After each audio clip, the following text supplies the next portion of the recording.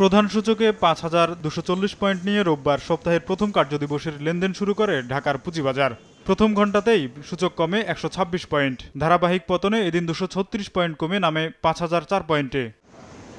এদিন লেনদেন হওয়া ৩৯০টি প্রতিষ্ঠানের মধ্যে শেয়ারের দাম কমেছে ৩৭০টির, দাম অপরিবর্তিত থেকেছে ৮টির, আর বেড়েছে মাত্র ১২টি কোম্পানির।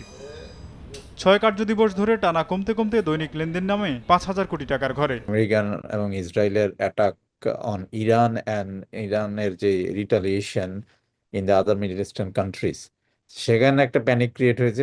এটা আমার মনে হয় যে একটু excessive reaction of our market. দেশের পুঁজিবাজারের এমন মন্দা অবস্থার জন্য মধ্যপ্রাচ্যের যুদ্ধকে কেন্দ্র করে বিনিয়োগকারীদের আতঙ্ককে দায়ী করছেন DSC brokers association of Bangladesh, DBA.